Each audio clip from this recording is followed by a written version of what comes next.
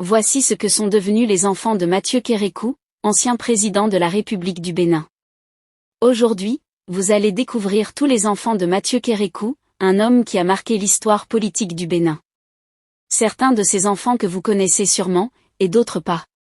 Pour cela, je vous prie de regarder cette vidéo jusqu'à la fin avant de commenter, et surtout, n'oubliez pas de vous abonner, tout en cliquant sur la cloche de notification pour ne pas rater mes prochaines vidéos. Allons-y les amis. Mathieu Kérékou, né le 2 septembre 1933 à Kouarfa, en colonie du Dahomey, et mort le 14 octobre 2015 à Cotonou, au Bénin, est un homme d'État béninois. Il est le fils de Kérékou Chabi, son père est de Yokosi Yokosi et sa mère. Mathieu Kérékou fut premièrement président de la République du Dahomey, du 26 octobre 1972 au 1er août 1990, et enfin président de la République du Bénin, du 4 avril 1996 au 5 avril 2006, date à laquelle il cède démocratiquement le pouvoir. Il fut également pasteur pentecôtiste. Bien que marié à Marguerite Kérékou Mijo, depuis des années avant même de présider la République du Dahomey en 1972, Marguerite Kérékou, sa veuve, son épouse de toujours jusqu'au dernier souffle de sa vie sur Terre en 2015, Mathieu Kérékou a eu beaucoup d'enfants issus de différentes mères. En première position nous avons Hervé Kérékou, né le 7 juin 1968 à Cotonou, et décédé le 10 juillet 2017 des suites d'une maladie au Centre national hospitalier universitaire Hubert Koutoukou-Maga, était un officier des forces armées béninoises. Au grade de colonel, il a été délégué militaire des départements du Mono et du Koufo. Hervé a également travaillé au service des renseignements et à la garde présidentielle sous le règne de son père. En deuxième position nous avons Aubin Simplice Yamou de Kérékou né à Cotonou au Bénin. Il est décédé le 15 janvier 2018 des suites d'un grave accident de circulation. En troisième position nous avons Katia Ursula Akpei Kérékou, née à Cotonou au Bénin, et la directrice de cabinet du présidente de la Haute Autorité de l'Audiovisuel et de la Communication. Diplomate de carrière, Katia a occupé aussi des postes tels que directrice de coopération à la HAC, puis coordonnatrice de la RIC. Elle a été également deuxième conseiller à l'ambassade du Bénin à Bruxelles. Elle a dirigé en 2007 la JCI Cotonou la Doyenne. Quatrième position nous avons Rosalie Kérékou, née à Cotonou au Bénin, et cadre de gestion chez Sonapra, Société nationale pour la promotion agricole. En cinquième position nous avons Frédéric Kérékou, né à Cotonou au Bénin.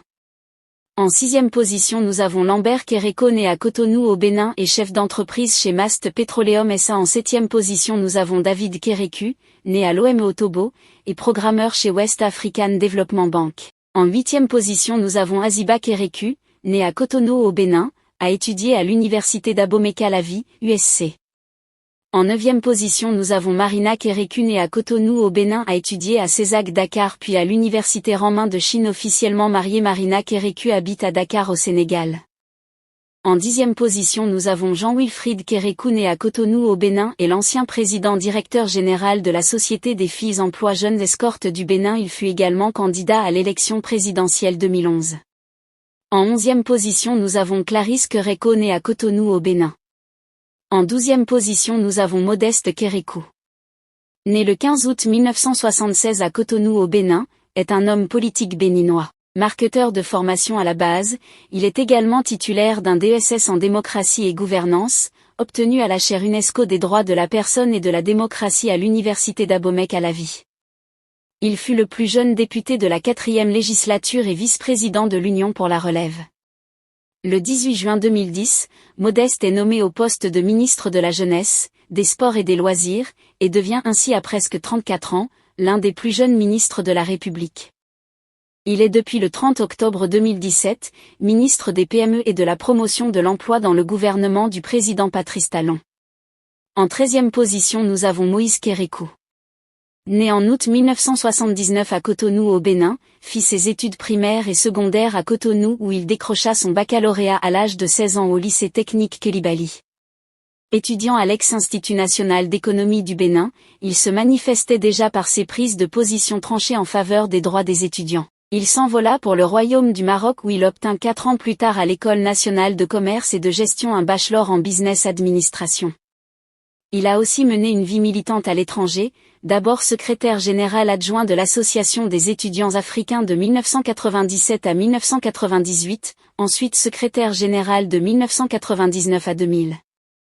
De retour au Bercail en 2001, Moïse Kérékou s'est pris en charge et a créé la Société africaine de pétrole, d'investissement et de négo, Sapin-Sarl. De riches expériences vécues sont suivies. Dans les années 2002, Moïse Kérékou fera la rencontre de plusieurs chefs d'État africains, tels que Mandela, Museveni, Déby, Konaré, Tania, et de nombreux hommes d'affaires et leaders d'opinion africains qu'il rencontrait lors des sommets, et rencontres de l'Union africaine auxquelles il prenait systématiquement part.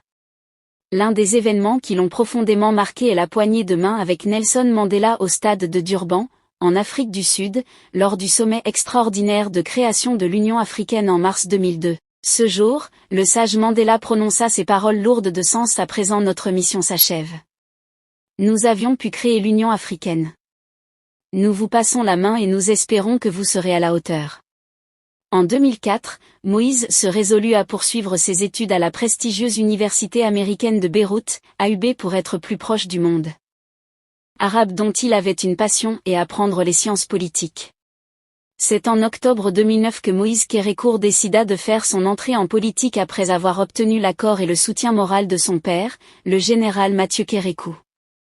Il s'en est suivi la création de son parti le Mouvement pour la Relève, MPR, le 5 juin 2010.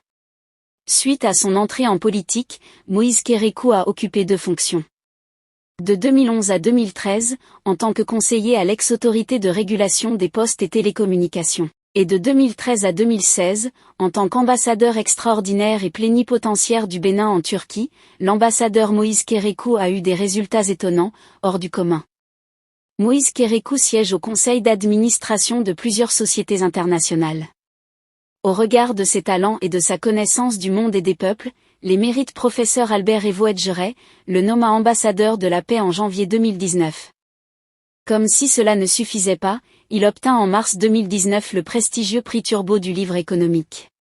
C'est fort de son expérience à l'international et de sa contribution dans la vie publique que la Maison du Savoir et des Opportunités, MSO, lui fit appel pour diriger le Fonds d'investissement pour la solidarité. Ce fonds censé apporter une solution à la formation, à l'entrepreneuriat et à l'emploi des jeunes, est créé par la diaspora africaine de l'Amérique du Nord. En 14e position nous avons Inès Niziba Kérékou, née à Cotonou au Bénin et diplômée du cycle supérieur de l'École nationale d'administration et de magistrature ENAM du Bénin en diplomatie et relations internationales. Diplomate de carrière depuis 2006, Inès est promue directrice de cabinet du ministre des Affaires étrangères le 31 octobre 2023. Elle fut aussi consul du Bénin à Paris. En 15e position nous avons Brice Kérékou, né à Cotonou au Bénin, fut chef d'escadron des forces armées béninoises, particulièrement l'armée de terre.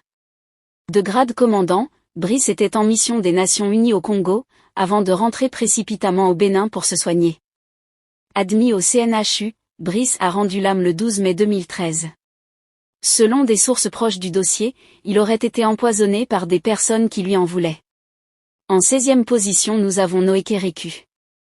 Né à Cotonou au Bénin, Noé a étudié à l'Université Polytechnique Internationale au Bien Nguema Mbazobo. Il est officier de gendarmerie, police républicaine. En 17e position nous avons Rachel Kérékou, née à Cotonou au Bénin. En 18e position nous avons Gérard Kérékou, mais qui est Mathieu Kérékou au Bénin. Biographie. Après avoir étudié dans des écoles militaires au Mali et au Sénégal, Mathieu Kérékou sert d'abord dans l'armée française, puis dans l'armée du Dahomey, où il obtient le grade de major. Il passe également par l'école de formation des officiers du régime transitoire des troupes de marine de Fréjus, de 1958 à 1960. Il prend le pouvoir lors d'un coup d'État 26 octobre 1972, à la suite duquel il fait mettre en prison les 3 précédents présidents. En 1975, il renomme le pays République populaire du Bénin et met en place un gouvernement marxiste-léniniste, surveillé par le Conseil national de la Révolution, CNR. Il mène une politique de répression contre tous les opposants au régime et surtout contre les intellectuels, dont beaucoup ont dû se réfugier à l'étranger. Il entreprend parallèlement une vague de nationalisation de banques et de l'industrie pétrolière. Mathieu Kérékou est une première fois le chef de l'État béninois du 26 octobre 1972 au 4 avril 1991. Le 26 octobre 1972, il prend le pouvoir à la faveur d'un coup d'État, lorsque l'armée dissout le Conseil présidentiel ainsi que l'Assemblée nationale. Le coup d'État ne fait aucune victime.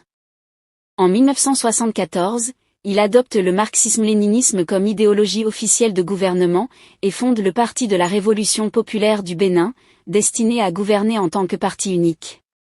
Le marxisme-léninisme, dont se revendique le gouvernement, ne connaît cependant pas véritablement de traduction dans la pratique, l'économie étant essentiellement confiée au secteur privé et à des entreprises étrangères. Le pays abandonne le nom officiel de République du Dahomey, pour adopter celui de République populaire du Bénin. Ses rapports avec la France et les autres gouvernements africains de la région se détériorent en raison du marxisme dont se revendique le régime béninois, et du soutien offert au Front Polisario de libération du Sahara occidental. Une propagation du marxisme en Afrique de l'Ouest et décide de réagir. De l'Est, Mathieu Kérékou comprend peu à peu que le temps est venu de procéder à une évolution politique de son pays. Fin 1989, il accepte de convoquer une conférence nationale destinée à établir de nouvelles institutions. Il doit pour cela se libérer des contraintes que font peser sur lui les cadres de son parti. Kérékou est ainsi le premier président du continent à ouvrir la voie au multipartisme sous la pression des événements, après avoir dirigé le pays pendant 18 ans de manière autoritaire. La conférence nationale décide de changements drastiques, période de transition d'1 an, puis élection libre, nomination d'un premier ministre. Mathieu Kérékou, le jour de la clôture de la conférence en accepte toutes les conclusions. Il laisse un pays en mauvais état économique, mais vient de démontrer qu'il avait su engager avec habileté un processus démocratique, le premier en Afrique. Lors de son discours de la Balle, le président français François Mitterrand prendra l'exemple du Bénin pour encourager le continent africain à entamer les mutations politiques souhaitables. Mathieu Kérékou est battu lors de l'élection présidentielle de 1991, par Nicéphore Soblo. Il rencontre un pasteur pentecôtiste, renonce à l'athéisme, ayant été un temps musulman, et adopte la foi chrétienne. Après avoir demandé pardon à la nation pour la sévérité de son pouvoir. Il devient par la suite pasteur. Puis, il revient au pouvoir à la suite d'élections démocratiques le 4 avril 1996, il est réélu en mars 2001.